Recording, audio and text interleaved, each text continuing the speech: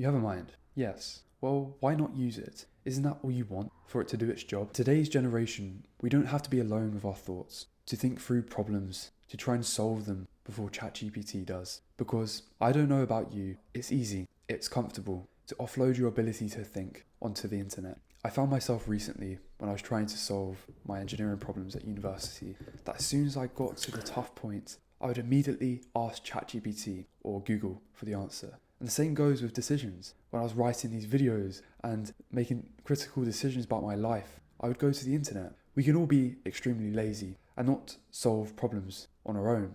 In this video, I don't want to seem like I'm perfect or I have everything figured out, because I don't. But I'm going to explain things that helped me so far to make my mind do its job. So the first piece of advice I would like someone to have given me is be okay with the fear of missing out. I got this from the first time my friends went out without me, and being okay with being a bit different to other people, because if you want to be exceptional, you have to be an exception. I learned that just because everyone else is doing it doesn't mean you have to. And that's why I deleted social media and I try and stop watching as much YouTube, because it frees up time and it helps my mental health from feeling so anxious and feeling like I have to always know what's happening. And as I said, it frees up a lot of time to embrace solitude, the time on your own to think. Now I'm going to explain my favourite habits that help me build solitude into my daily routine to help me think through problems by myself and develop my own critical thinking ability. So the first one I've been doing for the last 2 to 3 years, which has really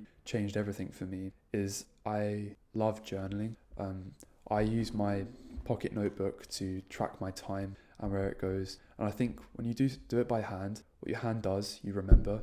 I find it when I do my maths problems and when I'm writing out these videos, I like to do it by hand because it feels more active and it feels, I don't know how to describe it, but just try and journaling with your hand. So I use that to track my time so that I'm knowing what problems I'm trying to solve and being very clear on the problem I'm trying to solve. And then just before bed, I like to just journal and reflect on what went well and what didn't go well. And if I'm trying to develop that ability, that identity of being a problem solver as an inspiring engineer, I want to develop my own ability to solve problems, not only with maths and physics, but emotional problems as well, and building your own emotional intelligence. So when I sit down to study, and as I talked about before in these videos about time blocking, is I sit down and I get my timer out.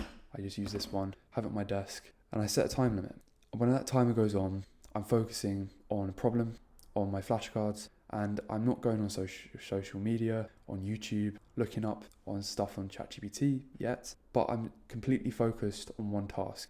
And this helps me because I came across this blog article about the 15-minute rule, how coders, they react to bugs. So the protocol is that when you have a bug and you can't solve the problem, have 15 minutes to solve it by yourself, to actually understand the good questions to ask, actually see if it's actually a bug or you can just solve it yourself. And this ability to set a timer for when you're actually focusing on it by yourself without the use of the internet or your friends or other people's opinions allows you to think for yourself and build this ability, this identity of a problem solver. Another strategy is if I'm really being hard on myself and I'm doing a maths problem or a physics problem or an engineering problem with structures or something, and I don't want to instantly look up the answer and I'm just stuck on this one point, I'll make sure I outline the right questions to ask myself by just journaling it down, writing on a piece of paper whilst I'm solving a problem. This could be for your life as well, making decisions, critical decisions. And then I will make it clear with what question I am asking myself. And I will just go for a walk. I know it sounds simple, but it's so effective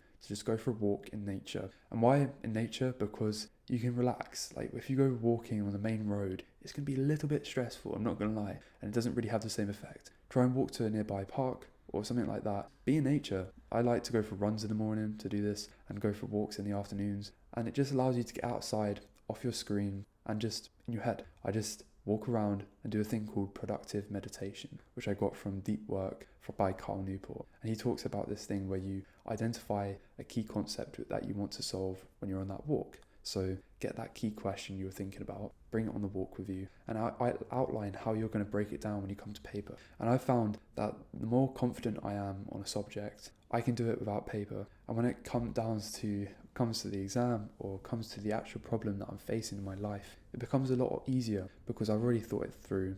I know what I'm doing, where I'm doing it, and it helps to build your own ability to think. It does sound a bit weird, I know it might look a bit strange with you just down the street, like really in your head, like focusing, but it's not like that. You could just go for a walk and just have a break if you want. That's one thing that's really helped me. Another thing is being disciplined with your environment. Recently, I got a new computer and I didn't have my focus app on there, which blocks all of like YouTube, all the distraction websites out there. And I just found myself constantly watching YouTube videos about random stuff because I'm just so curious, and just constantly flicking on my email. And having that focus app on my computer is just so helpful because it allows me to have no choice in procrastinating. I can't do it because I've been disciplined with the environment by setting up a focus timer and focus app on my computer. And the same goes with my phone. I use the app Opal, which is great. I use it for Safari, so I'm not just like instantly trying to look stuff up throughout the day. I'm trying to think it through before I go to things like ChatGPT. I've actually thought the problem through so that I can ask the right questions and not just spend my whole life on the computer and on screens, because it just doesn't really feel good. That I try and follow a lot is just being disciplined with your environment, because if you're not disciplined with that and you don't set a standard, set a boundary on what you do, where you do it, set rules for yourself, other people will set them for you, and other things like social media will set them for you, and they'll take advantage of you if you don't set your own clear boundaries and guidelines. So I really love the ability to think deeply about problems and building my own ability to think. I'm still doing it. I'm not perfect. I still make mistakes. I still go to YouTube sometimes because I'm fearful of doing the actual thing, and I just watch loads of videos about doing the thing and not actually doing the thing. But remember, the only thing that's doing the thing is doing the thing. And also, I hope you all have a beautiful rest of your week, and thank you all so much for watching this video and taking the time out of your day. I love you all. Peace. Bye-bye.